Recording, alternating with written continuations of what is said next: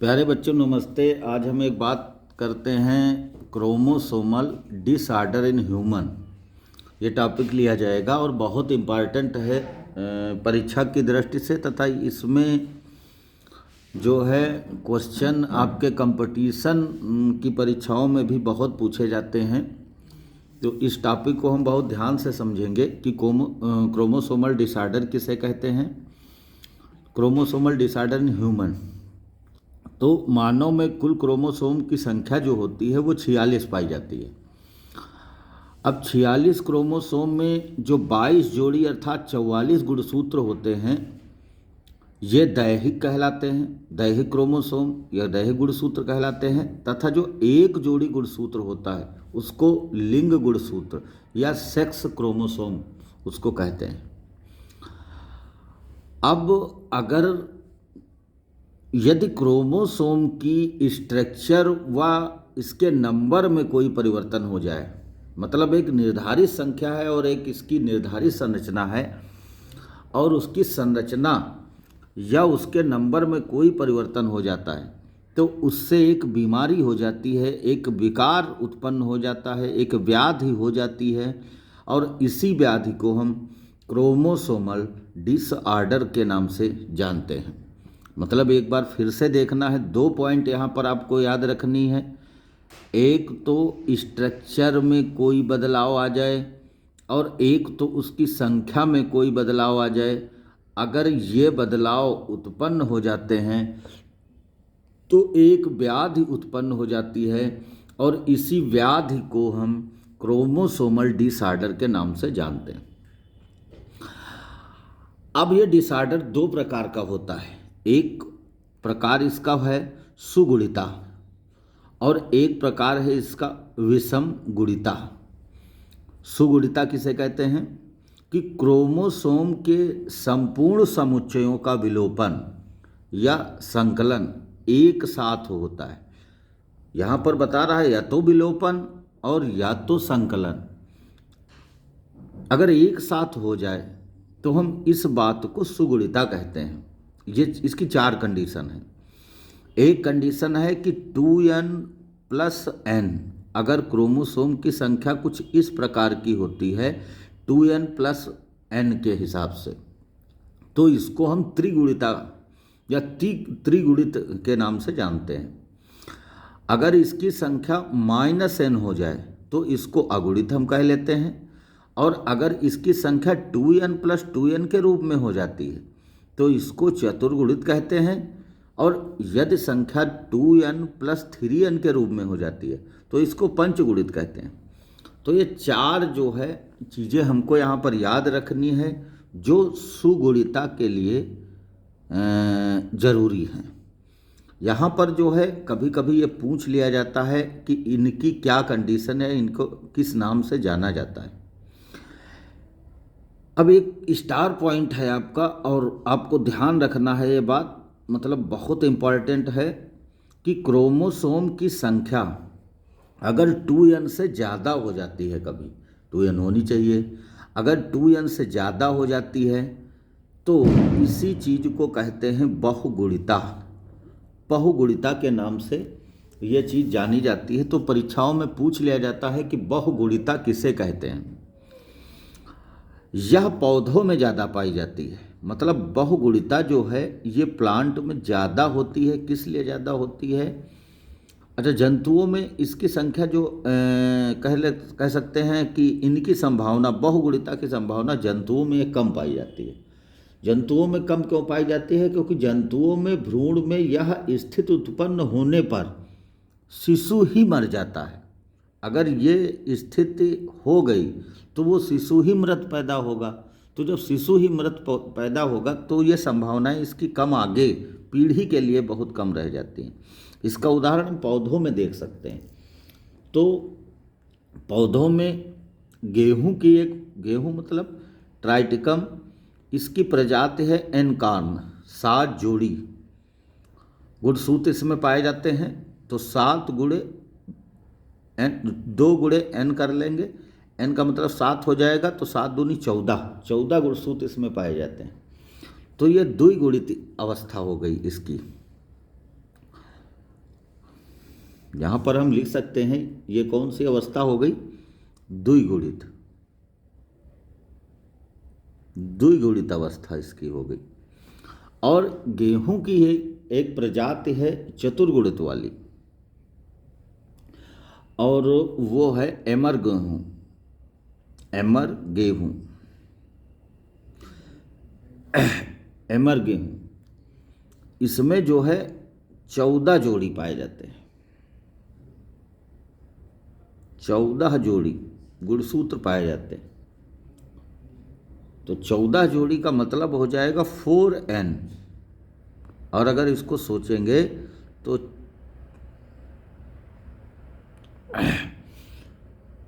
4 गुणे 7 बराबर 7 चौक 28, 28 गुणसूत्र इसमें पाए जाएंगे, ज़्यादा हो गए गुणसूत्र। तो ये व्यवस्था जो कहलाती है चतुर्गुणित अवस्था कहलाती है।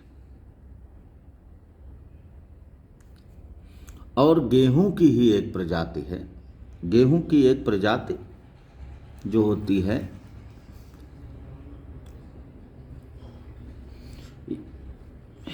वेल गेयर, एक वल गेयर प्रजाति गेहूं की है।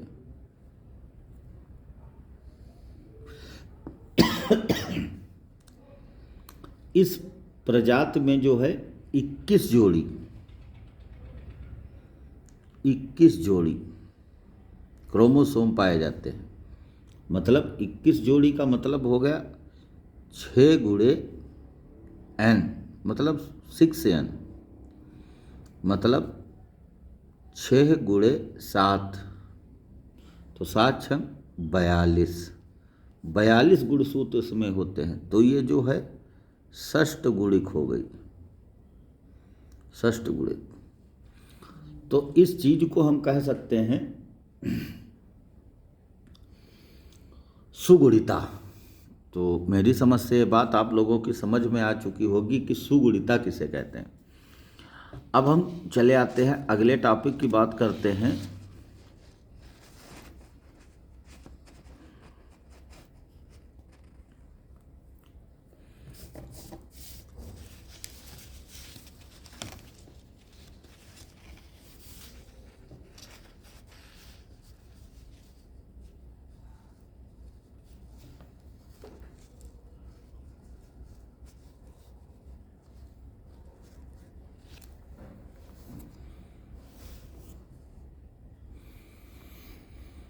दूसरा अपना टॉपिक जो था वो था विषम गुणिता।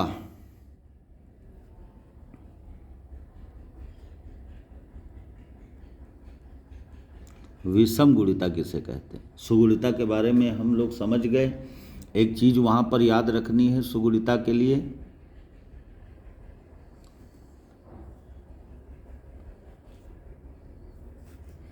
सुगुणिता के लिए एक चीज याद रखनी है हमें कि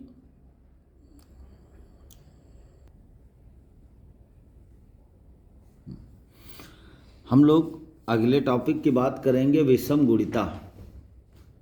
विषम गुणिता किसे कहते हैं?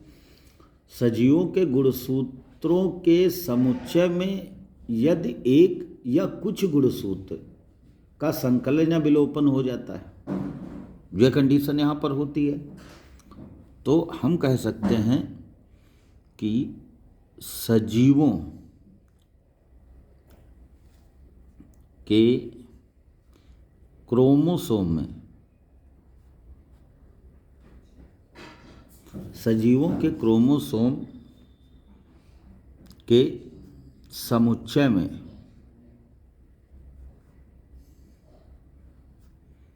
सजीवों के क्रोमोसोम के समुच्चय में किसी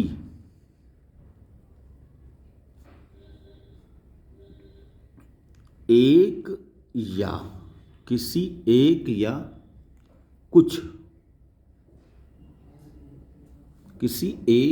कुछ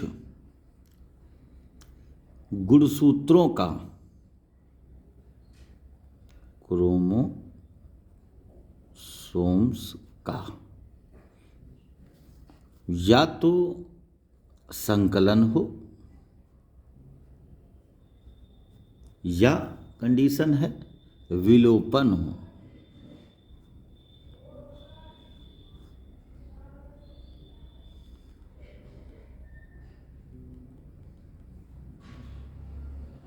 या तो संकलन और या तो विलोपन होता है, ये कंडीशन होती है। या तो संकलन होता है और या विलोपन होता है। लेकिन यहाँ पर ध्यान देना है, जो आपने सुगुणिता पढ़ी थी वहाँ पर संपूर्ण समुच्चय, सुगुणिता के लिए यहाँ पर जो दिया गया था वहाँ पर संपूर्ण समुच्चय का जो है विलोपन या संकलन हुआ था। यहाँ पर वहाँ पर एक साथ हुआ था संपूर्ण का, और यहाँ पर जो हमको देखना है किसी एक या कुछ, सभी नहीं, किसी एक या कुछ क्रोमोसोम का संकलन या विलोपन होता है, तो हम इस स्थिति को क्या कहते हैं? विषम गुणिता कहते हैं। अब विषम गुणिता ये दो प्रकार की होती है। अगर हम बात करते हैं विषम गुणिता की तो ये दो प्रकार की होती है। एक तो ट्राइसोमी होती है, ट्राइसोमी विषम गुणिता जो है एक होती है ट्राइसोमी, और ट्राइसोमी का मतलब हो जाएगा एकाधिसूत्रता। ट्राइसोमी एकाधि, एक अधिक, ट्राइसोमी को हम कह सकते हैं एकाधिसूत्रता, सूत्रता, इसको हम एकाधिसूत्रता के नाम से जानते हैं। मतलब क्या हो गया? मतलब हो गया कि एक गुणसूत्र का संकलन हो। यहाँ पर क्या होते हैं? जो क्रोमोसोम जो होते हैं एक गुणसूत्र का संकलन करते हैं। इसका मतलब 2n क्रोमोसोम होने चाहिए थे, लेकिन यहाँ पर एक क्रोमोसोम ज़्यादा हो जाता है। इसी बात को हम एकाधिसूत्रता कहते हैं। बहुत ध्यान से देखना है। मतलब 2n की जगह पर जो है एक अधिक सूत्रता क्रोमोसोम, मतलब एक ज़्यादा हो जाए क्रोमोसोम, तो इसको हम कहते हैं एकाधिसूत्रता। और इसके लिए जो है सूत्र लिखने के लिए आ जाता है। एकाधिसूत्रता का प्रदर्शन हम किससे करते हैं? तो यहाँ पर याद रखेंगे 2n + n से। एक कंडीशन और है कि ट्राइसोमी टेट्रासोमी भी हो सकती है, टेट्रासोमी भी हो सकती है। तो टेट्रासोमी का मतलब हो जाएगा द्वि एकाधिसूत्रता। इसको हम कर लेंगे द्वि एकाधिसूत्रता। ये बात ध्यान रखेंगे। मतलब द्वि का मतलब दो,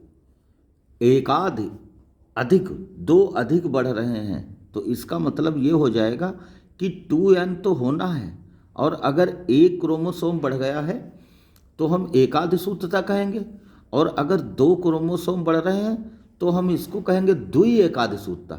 तो कहने का मतलब है यहाँ पर जो कंडीशन हो रही है तो 2n + 1 + 1 हो रहा है। मतलब इसका अगर हम प्रदर्शन करेंगे तो इसको हम कह सकते हैं 2n + 2, ये तुम्हारी हो जाएगी द्वि एकाधिसूत्रता, ये कंडीशन। तो एक कंडीशन और हो सकती है कि यदि समुच्चय के अंदर इनकी संख्या डबल बार बढ़ जाए। मतलब क्या है? अगर कंडीशन हो जाए 2n + 2 और फिर +2 हो जाए, ऐसा भी होता है। तो जब ऐसा हो जाएगा तो इस व्यवस्था को हम क्या कहेंगे? इस व्यवस्था को हम कहेंगे द्वि, और फिर से कहेंगे द्वि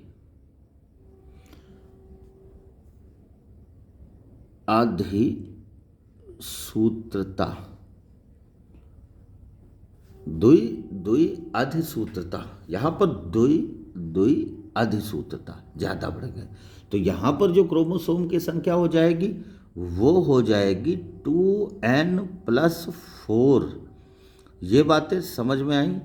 यहाँ पर क्या हो रहा है, यहाँ पर क्रोमोसोम की संख्या बढ़ रही है, तो इसी को एकाद सूत्रता कहते हैं। ये बात अगर जो अच्छे से समझ में आ गई हो तो हम लोग आगे टॉपिक की तरफ चलते हैं। तो इसके उदाहरण जरूर याद रखेंगे, इसके एग्जाम्पल याद रखना बहुत ज़्यादा ज़रूरी है। तो इसका उदाहरण है डाउन सिंड्रोम, नाम सुना होगा, डाउन सिंड्रोम। कभी कभी परीक्षा में प्रश्न पूछ लिया जाता है कि जो है डाउन सिंड्रोम किसका उदाहरण है, तो ये बात हम लोग समझ लेंगे। डाउन सिंड्रोम जो है ये उदाहरण होता है एकाद सूत्रता का, मतलब ये विषम गुणता का उदाहरण होता है। और एक उदाहरण इसी में हम लोग याद रखेंगे, क्लाइनफेल्टर सिंड्रोम। इसको हम कहते हैं क्लाइनफेल्टर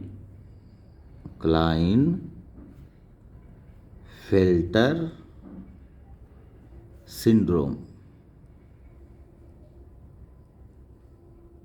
दो उदाहरण इसके याद रखेंगे, ये बहुत इंपॉर्टेंट है परीक्षा की दृष्टि से। अब एक बात ये तुम्हारी समझ में आ गई कि विषम गुणिता जो होती है वो ट्राइसोमी दर्शाती है। दूसरी कंडीशन ये है एक न्यून सूत्रता, इसको हम कहते हैं मोनोसोमी।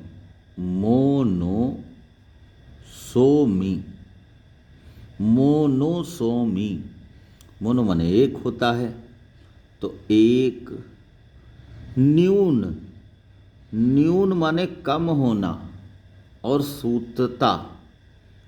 सूत्रता का मतलब यहाँ पर गुण सूत्र से है, क्रोमोसोम से है।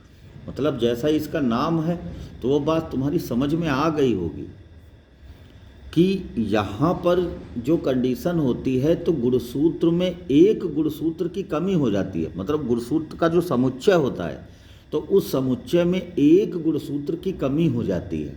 तो जब कमी हो जाएगी तो भाई इसको हम कह सकते हैं कि इनमें 2n-1 हो जाएगा।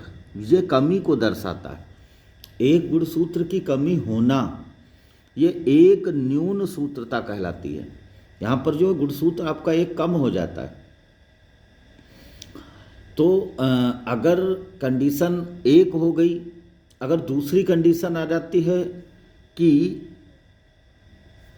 2n-2 हो गया, कहीं पर ये स्थिति आती है कि दो गुणसूत्र कम हो जाते हैं, तो इसको हम क्या कहेंगे, एक की जगह पर हम कहेंगे द्वि न्यून सूत्रता।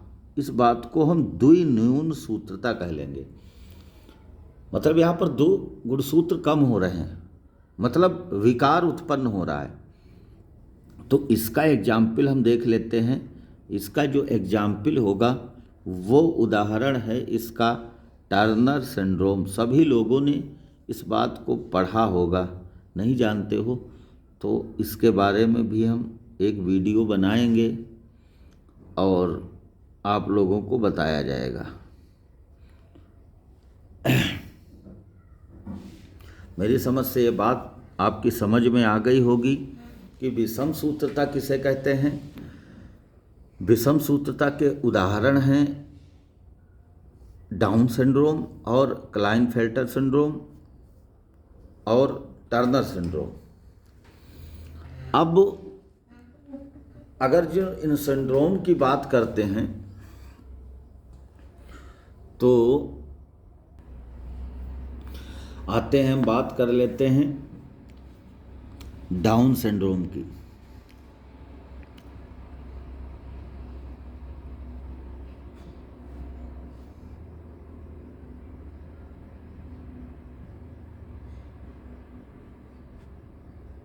डाउन सिंड्रोम की बात कर लेते हैं। अब डाउन सिंड्रोम किसे कहते हैं, सबसे पहले जाने इसकी खोज किसने की थी। एक वैज्ञानिक थे जिनका नाम था लैंगडॉन डाउन। एक वैज्ञानिक थे जिनका नाम था लैंगडॉन डाउन। तो उन्हीं के नाम पर इसको दिया गया था, इस रोग का नाम दिया गया डाउन सिंड्रोम। तो उन्होंने ये 1866 में इसकी खोज की थी। ये विकार जो है उन्होंने पता लगाया था। इसमें क्या होता है, इस रोग में मानव में जो गुणसूत्र पाए जाते हैं वो 22+1 के रूप में पाए जाते हैं। 22+1 के रूप का मतलब हो जाएगा कि 22 जोड़ी गुणसूत्र जो होते हैं, इन गुणसूत्र को हम क्या कहते हैं, दैहिक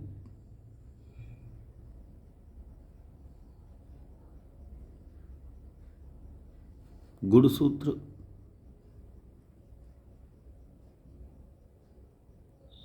इनको हम दैहिक गुणसूत्र कहते हैं।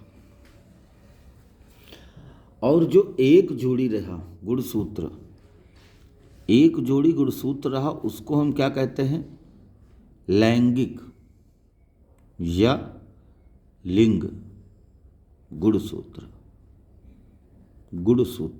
इसको हम लिंग गुणसूत्र कहते हैं। तो डाउन सिंड्रोम में क्या होता है, इस 22 जोड़ी गुणसूत्र पर 1 2 3 4 5 6 7 8 9 10 11 12 13 14 15 16 17 18 19 20 21 और 22 जोड़ी गुणसूत्र जो होते हैं ये दैहिक गुणसूत्र कहलाते हैं। तो इसमें 21वीं जोड़ी, बहुत ध्यान से ये बात सुननी है क्योंकि ये प्रश्न बहुविकल्पी क्वेश्चन बोर्ड के लिए बहुत बार पूछा गया है। तो 21वीं जोड़ी गुणसूत्र पर एक अतिरिक्त प्रतिलिपि बन जाती है। कह सकते हैं 21वीं जोड़ी गुणसूत्र पर एकाधिसूत्रता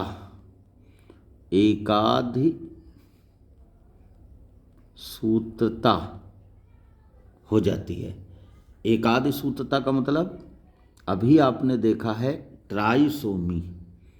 ध्यान देना है इस बात पर क्योंकि बहुत महत्वपूर्ण चीज़ें पढ़ रहे हैं। 21वीं जोड़ी पर एकाधिसूत्रता हो जाती है।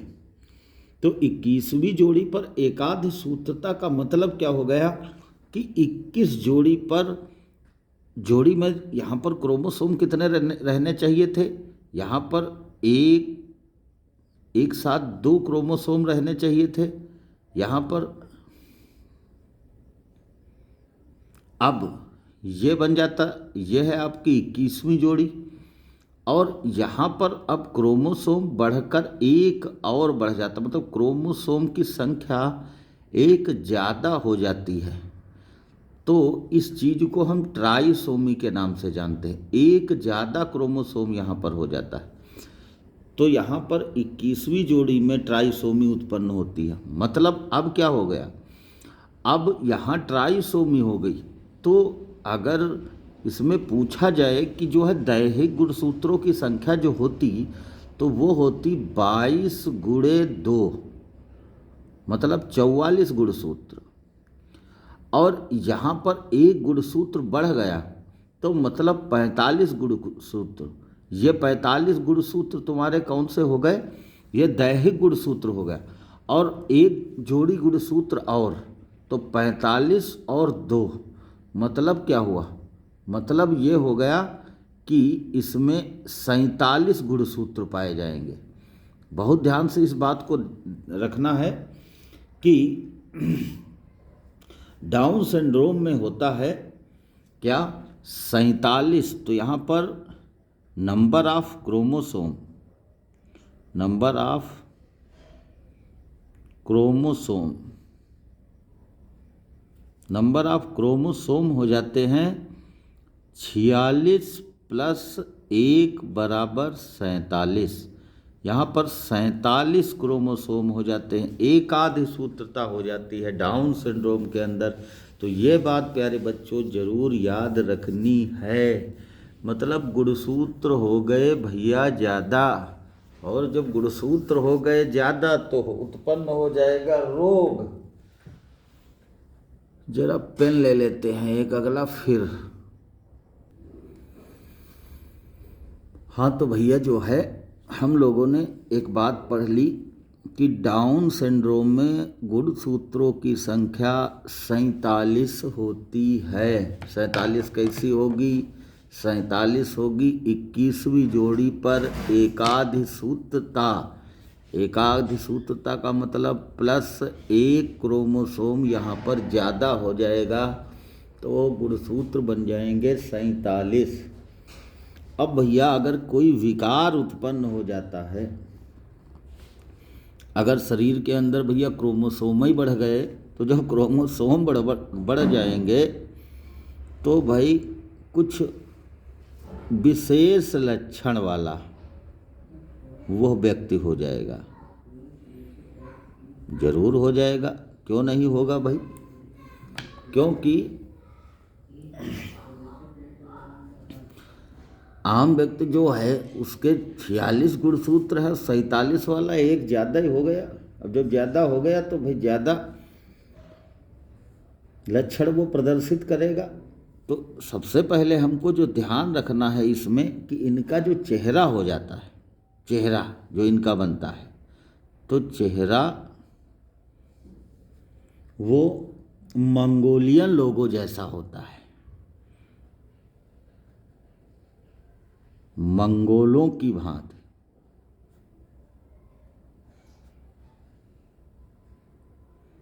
इनका चेहरा जो है ये मंगोलों की भांति हो जाता है, जैसे मंगोलियन लोग होते थे। दूसरी बात क्या है, दूसरी बात है कि मस्तिष्क जो माथा है, मस्तिष्क जो है ये चौड़ा हो जाता है। तो कह सकते हैं मस्तक, माथा ये चौड़ा हो जाएगा। मंगोलियन लोग ऐसे ही होते थे, चौड़ा होता है।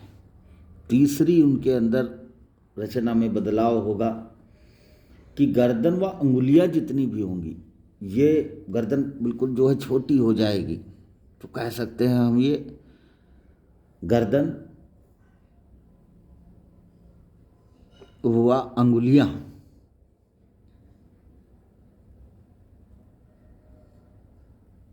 गर्दन व अंगुलियां ये छोटी हो जाती हैं।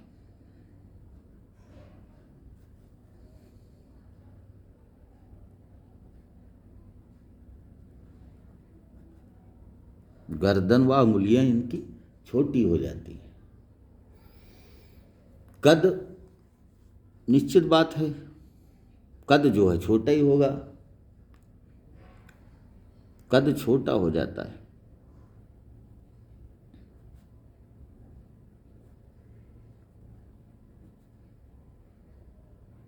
कुछ विशेष लक्षण वाले जो है ये मंगोलियन हो जाते हैं। बुद्धि इनकी जो है निश्चित बात है, बहुत बुद्धिमान तो नहीं हो सकते, तो बुद्धि इनकी मंद हो जाती है, मंद बुद्धि इनकी हो जाती है, बुद्धि मंद हो जाएगी। इनकी त्वचा जो है खुरदरी हो जाएगी, खुरदरी, त्वचा इनकी जो है खुरदरी हो जाएगी। जीभ मोटी हो जाती है, सामान्य तौर से जीभ इनकी मोटी हो जाती है। निचला ओंठ लटका हुआ होता है, निचला होंठ ये मोटा हो जाता है, उभरा हुआ निचला ऊंट जो है उभरा हुआ हो जाता है, वो नीचे लटकने लगता है थोड़ा थोड़ा। तो ये कुछ लक्षण जो हैं इनके अंदर जो है आ जाते हैं। तो भैया ये विशेष लक्षण हैं। तो इन विशेष लक्षणों के कारण जो है ऐसे लोगों को हम कह लेते हैं, ये जो इनके अंदर ये रोग आ जाता है, इस रोग को हम कह लेते हैं मंगोलियन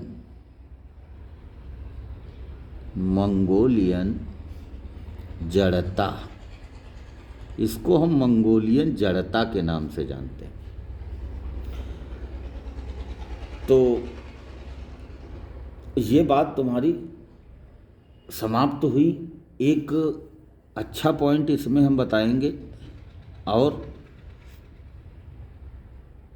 इस रोग से जो ग्रसित व्यक्ति होते हैं, जिसमें असलियत में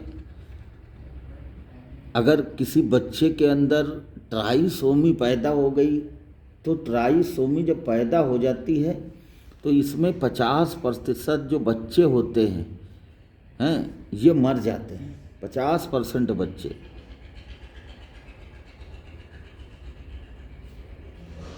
करीब 5 वर्ष की अवस्था में ही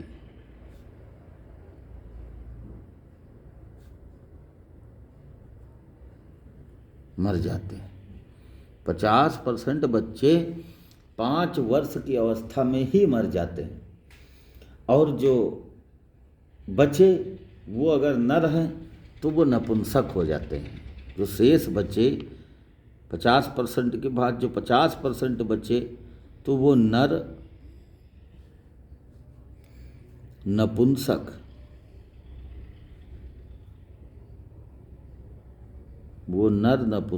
होते हैं। ये दोनों बातें हम लोग ध्यान रखेंगे।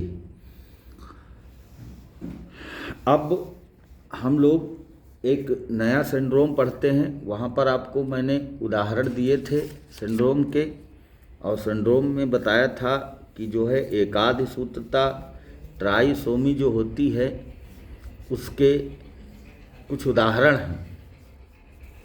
तो उसमें डाउन सिंड्रोम आपका समाप्त हो गया है। बस इसमें जो आपको बिल्कुल ध्यान रखने वाली चीज़ है वो है, इसमें 21वीं जोड़ी पर ट्राइसोमी, 47 गुणसूत्र, रोग को क्या कहेंगे, मंगोलियन जड़ता। किसने खोजा था? लैंगडॉन डाउन ने खोजा था। किस सन में? 1866 में। और इनके कुछ लक्षण ये सभी लोग हम देखेंगे।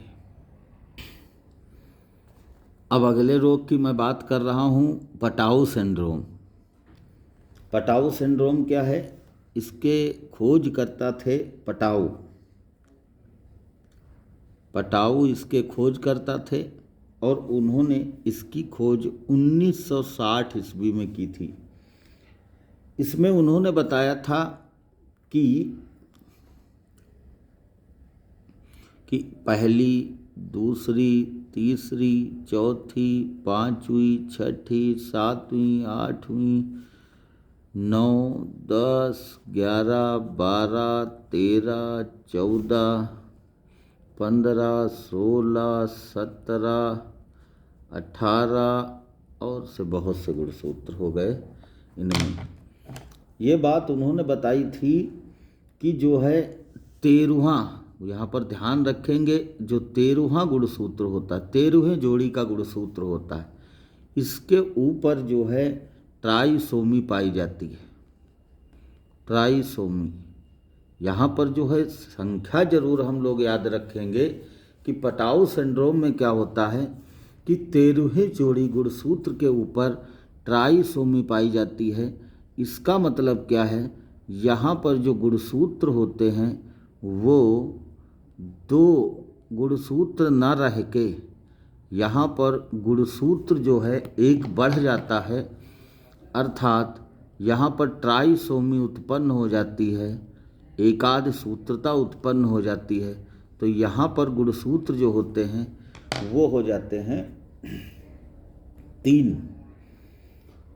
निश्चित बात है, जब 13वें जोड़ी गुणसूत्र पर एकाध सूत्रता होगी तो नंबर ऑफ क्रोमोसोम जो होंगे, नंबर ऑफ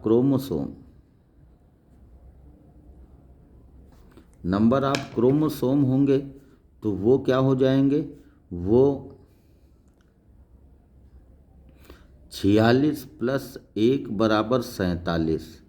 47 क्रोमोसोम इसके अंदर हो जाते हैं।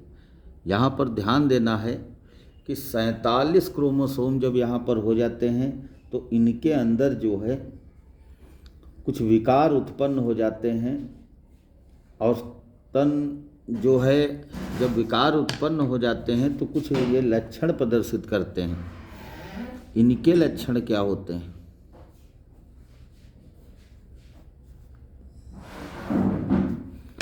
इनके लक्षण होते हैं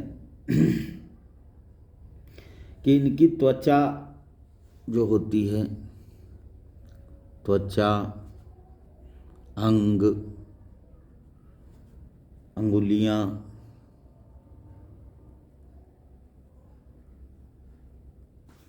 ये सभी असामान्य होती हैं।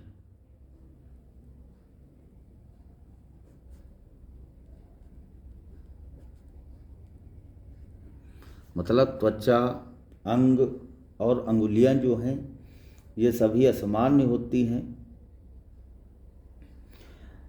ये मानसिक रूप से जो है कह सकते हैं ये बड़े मंद होते हैं। कहने का मतलब बुद्धि कम होती है, तो मानसिक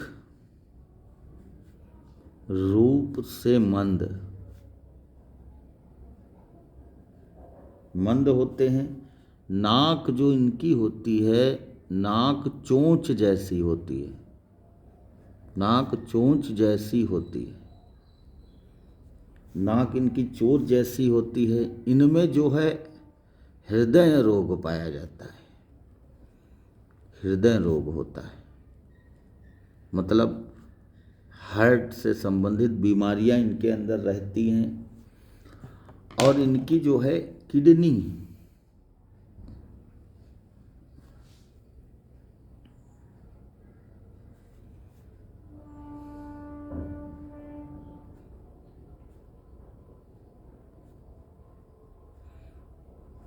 मतलब इनके किडनी के अंदर भी रोग उत्पन्न हो जाता है।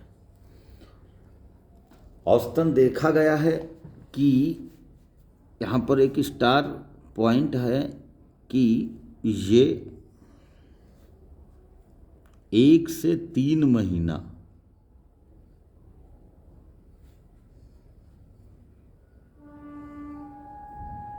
इनकी औसतन आयु होती है।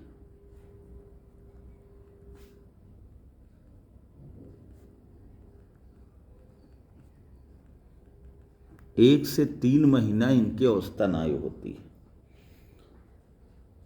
करीब 10,000 व्यक्तियों में एक व्यक्ति जो पाए जाने का अनुपात इनका होता है, तो करीब 10,000 व्यक्तियों में एक व्यक्ति इस रोग से पीड़ित होता है।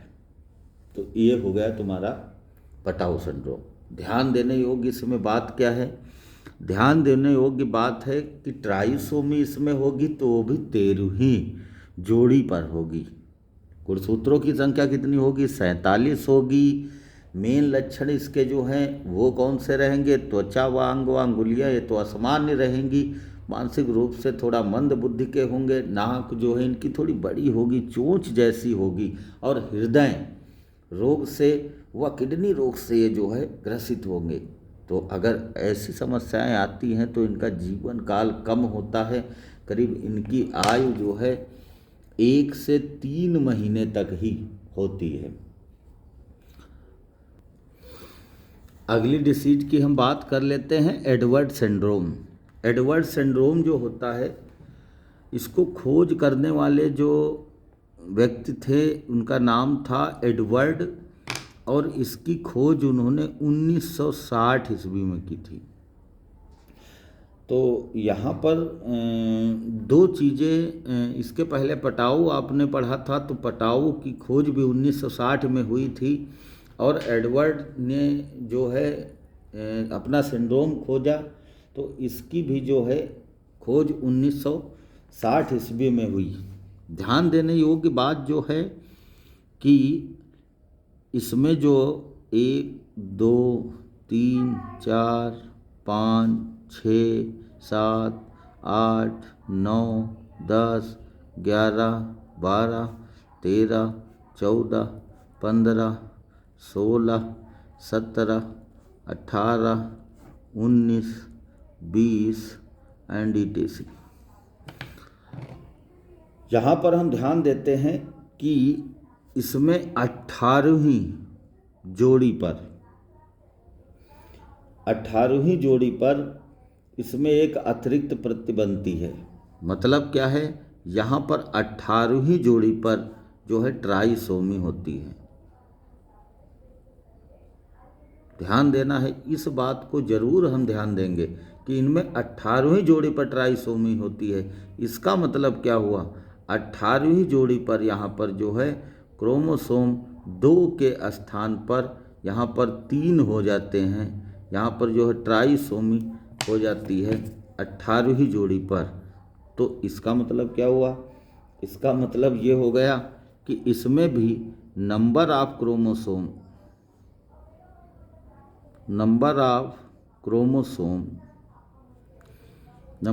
क्रोमोसोम ये क्या होंगे, ये 46 + 1 = 47 हो जाएंगे। यहाँ पर क्रोमोसोम की संख्या 47 हो जाया करेगी। अब एकाद सूत्रता होती है। ये जो विकार होता है, यहाँ पर जो ध्यान देंगे, ये विकार जो है फीमेल में ज़्यादातर होता है। ये विकार जो है फीमेल में ज़्यादातर होता है।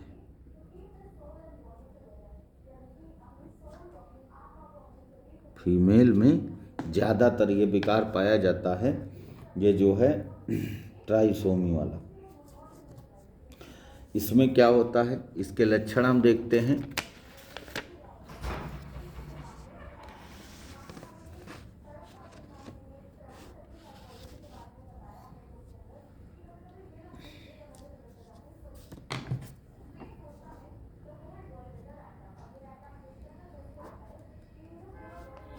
लक्षण इसके देख लेते हैं, क्या क्या होते हैं कि इसमें जो रोगी होता है उसके छोटे जबड़े, इसके जबड़े जो है छोटे हो जाते हैं। छोटे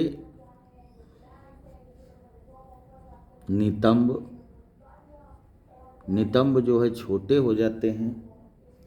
गर्दन मोटी हो जाती है, गर्दन जो है मोटी हो जाएगी। मुंह छोटा हो जाता है, मुंह छोटा इसमें हो जाता है। और अंगूठा ये जो है छोटा हो जाता है, अंगूठा छोटा हो जाता है।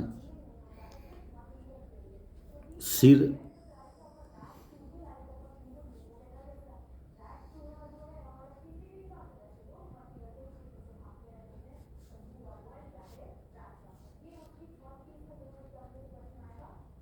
बड़ा हो जाता है। हृदय व कान का जो हार्ट है वह कान, हृदय व कान में विकृति उत्पन्न हो जाती है, विकृति आ जाती है।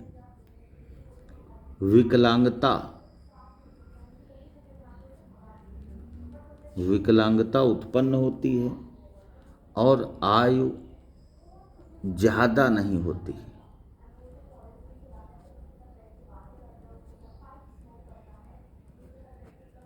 ये कुछ इनके लक्षण हैं कि हमको यहाँ पर एडवर्ड सिंड्रोम में याद रखना है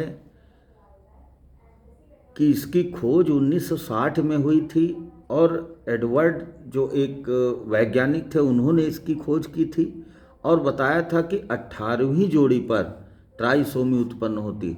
मतलब क्या है? मतलब यह है जो ट्राइसोमी होती है तो 18वीं जोड़ी पर 2 गुणसूत्र ना होकर 3 गुणसूत्र वहाँ पर हो जाते हैं। तो यहाँ पर जो है नंबर ऑफ क्रोमोसोम की संख्या 47 हो जाती है। तो इसी को हम कहते हैं एडवर्ड सिंड्रोम। अब हम बात करते हैं एक नए जो है रोग की। अब हम बात कर लेते हैं एक नए डिसऑर्डर की जिसका नाम है cry do chat syndrome. Cry do chat syndrome, इसकी खोज एक वैज्ञानिक थे जिनका नाम था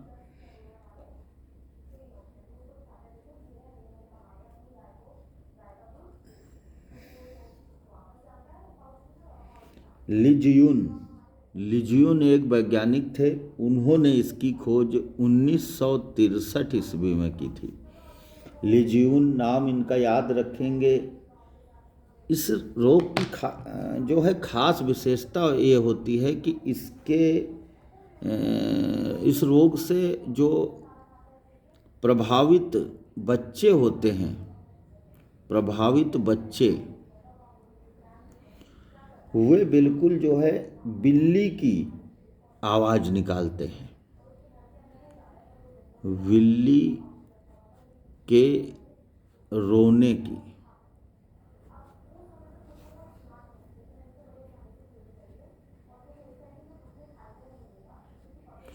रोने जैसी आवाज़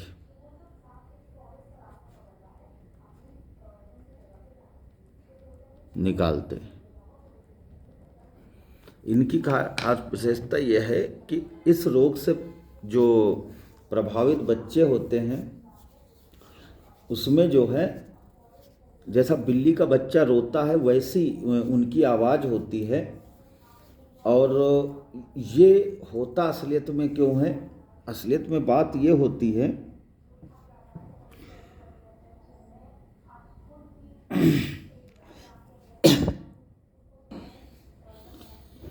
ये रोग होता किस लिए है? असलियत में जो क्रोमोसोम पाए जाते हैं मानव के अंदर, मानव में क्रोमोसोम जो पाए जाते हैं वो होते हैं 46 जोड़ी, 46 क्रोमोसोम वो होते हैं 46 क्रोमोसोम। अब 46 क्रोमोसोम में जो 5वां क्रोमोसोम है, 1 2 3 4 5 6 7 8 9 10, तो इसमें जो है मानव के अंदर 46 क्रोमोसोम पाए जाते हैं। अब 46 क्रोमोसोम जो है इस रोग के अंदर जो बच्चा होता है उसके क्रोमोसोम की संख्या जो है वो पूरी 46 रहती है। क्रोमोसोम की संख्या इसमें जो है पूरी 46 पाई जाती है। फर्क ये होता है कि जो 5वां क्रोमोसोम होता है, 5वां क्रोमोसोम जो होता है, 5वें क्रोमोसोम पर जो इसमें 4 भुजाएं जो क्रोमोसोम की होती हैं, ये इसकी जो एक भुजा है ये छोटी रह जाती है। मतलब हम कह सकते हैं कि ये जो 5वां क्रोमोसोम है और इसकी एक भुजा जो है छोटी रह जाती है, अर्थात बहुत छोटी हो जाती है, तो एक भुजा का विलोपन हो जाता है। एक भुजा का इसका विलोपन हो जाता है और इस विलोपन होने के कारण जो है यह रोग उत्पन्न होता है। तो मेरी समझ से ये बात आप लोग समझ चुके होंगे कि जो है क्राई डू चैट सिंड्रोम किसे कहते हैं। तो आगे बात कर लेते हैं। अब अगले सिंड्रोम की बात करते हैं, टर्नर सिंड्रोम। देखिए, जितने सिंड्रोम हम पीछे बढ़ा चुके हैं उसमें जो डिसऑर्डर होता है वो डिसऑर्डर दैहिक गुणसूत्र में होता है। आप लोगों ने देखा कि सब 22वीं जोड़ी के नीचे ही जो डिसऑर्डर हुए वहाँ पर एकादि सूत्रता पाई गई हर जगह पर।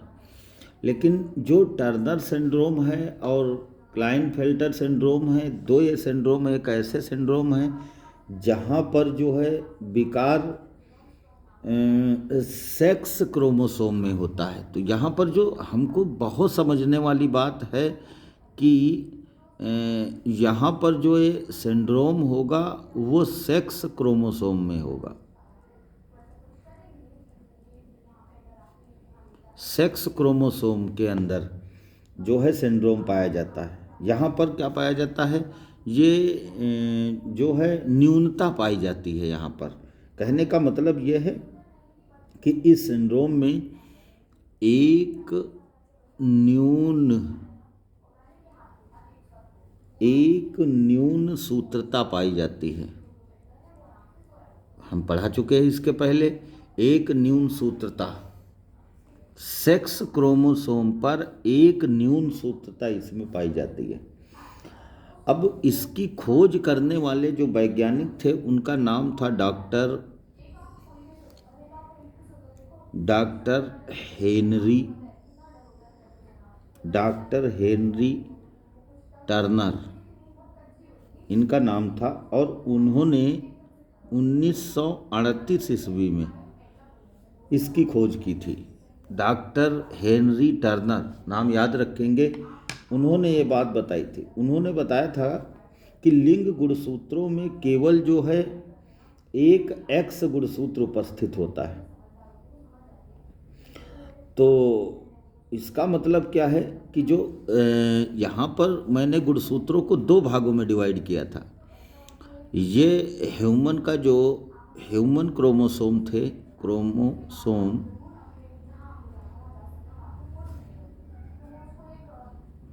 ह्यूमन क्रोमोसोम थे, उसको दो भागों में डिवाइड किया गया था। 22+1 मतलब x और x, और इसको हम कह सकते हैं 22+x और y। तो ये जो स्ट्रक्चर है ये फीमेल का स्ट्रक्चर है, क्योंकि फीमेल में सभी गुणसूत्र एक जैसे होते हैं। और ये मेल का स्ट्रक्चर है। मेल और फीमेल के स्ट्रक्चर की बात करते हैं। तो यहाँ पर जो है जो गुणसूत्र होते हैं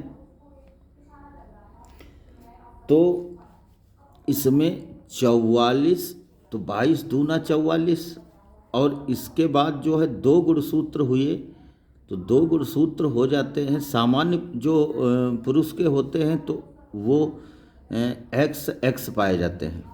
तो ये तो एक सामान्य की बात रही, सामान्य मानव की जो बात रही तो वो एक XX होगी। और जो इस सिंड्रोम से जो प्रभावित होगा, तो प्रभावित अगर है इससे तो वो उसमें ये संख्या X44+X रह जाएगी। मतलब ये बात देखना है, ये जो स्ट्रक्चर आ रही है ये जो है टर्नर सिंड्रोम की है। मतलब यहाँ पर X क्रोमोसोम जो है एक विलुप्त हो जाता है, तो ये एक न्यून सूत्रता कहलाती है। बात ये समझ में आ रही है? बहुत अच्छे से समझ गए होंगे। इसका मतलब क्या है? इसका मतलब यह है कि यहाँ पर नंबर ऑफ क्रोमोसोम जो हैं यहाँ पर number of chromosome, number of chromosome जो हैं वो कैसे होते हैं,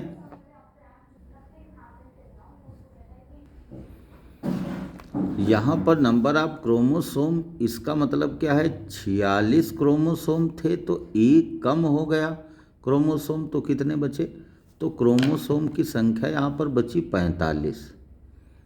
हम लोग याद रखेंगे कि टर्नर सिंड्रोम में एक न्यून सूत्रता पाई जाती है, यहाँ पर क्रोमोसोम की संख्या 45 हो जाती है। तो ये स्थिति हुई जो है स्त्रियों में। अब अगर जो हम पुरुष के लिए देखें तो पुरुष में जो है 44 प्लस और एक्स और वाई क्रोमोसोम इसमें होते हैं। ये सामान्य मानव की बात हुई। अच्छा, ये सामान्य मानव की बात हुई, तो ये क्या थी, ये थी फीमेल, और ये क्या है, ये है मेल का स्ट्रक्चर। तो अगर टर्नर सिंड्रोम से जो है जो व्यक्ति पीड़ित होगा तो उसमें 44 प्लस वाई रह जाएगी इसकी संख्या, क्योंकि एक्स का तो विलोपन हो जाना है, तो एक्स यहाँ से समाप्त हो जाएगा। तो ये जो स्ट्रक्चर बन रही है, ये स्ट्रक्चर तुम्हारी जो है टर्नर सिंड्रोम की है, ये स्ट्रक्चर जो है टर्नर सिंड्रोम की है। तो यहाँ पर जो है नंबर ऑफ क्रोमोसोम फिर से वही हो गए, 45 हो गए। लेकिन जानते हो क्या होता है, लेकिन पुरुष जो हैं इस रोग से जब पीड़ित हो जाते हैं तो पुरुष जो है इनका भ्रूण मृत हो जाता है, इनका जो एम्ब्रियो है वही डेड हो जाता है। तो हम कह सकते हैं भ्रूण मृत हो जाता है।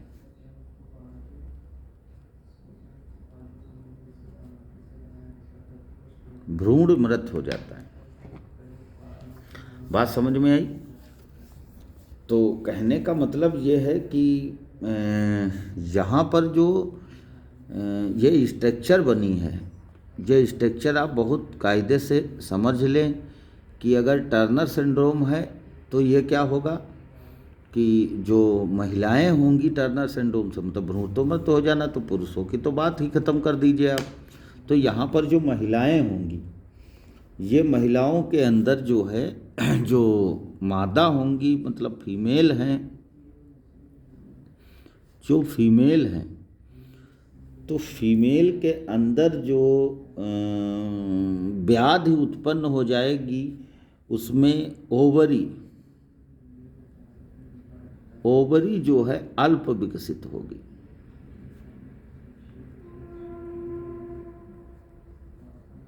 इसमें ओवरी अल्प विकसित हो जाएगी। जब ओवरी अल्प विकसित हो जाएगी तो ये पूर्ण मादा नहीं कहलाई जा सकती हैं। दूसरे इसके लक्षण क्या हो जाएंगे हम देखते हैं। लक्षण,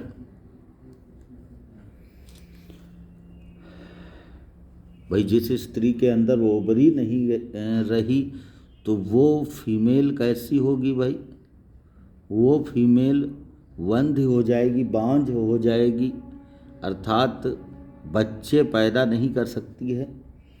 कद उसका छोटा हो जाएगा, उसके अंदर जो व्याधि उत्पन्न होगी वो कद उसका छोटा हो जाएगा, और कद छोटा हो जाएगा। जब ओवरी नहीं होगी तो एक व्याधि और उत्पन्न हो जाएगी कि स्तन विहीन, मतलब उस स्त्री के स्तन नहीं पाए जाएंगे। आवाज़ जो है, जब स्तन नहीं होंगे तो भाई उसमें कुछ जो है व्याधि उत्पन्न होगी, और वो व्याधि उत्पन्न होगी कि आवाज़ भारी हो जाएगी, आवाज़ भारी, बिल्कुल पुरुषों जैसी आवाज़ लगेगी।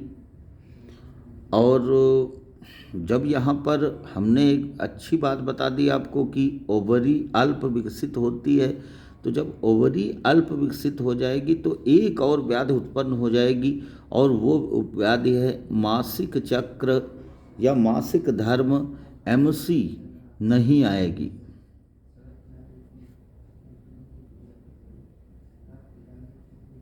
एमसी नहीं आएगी मतलब ये स्त्री जो है पूरी तरीके से इसके अंदर लक्षण जो है पुरुषों वाले हो जाएंगे। कहने का मतलब है कि यह रोग एक्स गुणसूत्र विहीन अंड से एक्स गुणसूत्र वाले शुक्राणु से संयोग करके जो जाइगोट बनता है वो X0 में कन्वर्ट हो जाता है। असलियत में ये करीब जो है ये रोग होता है तो वो करीब 5,000 फीमेल में एक के पाया जाता है।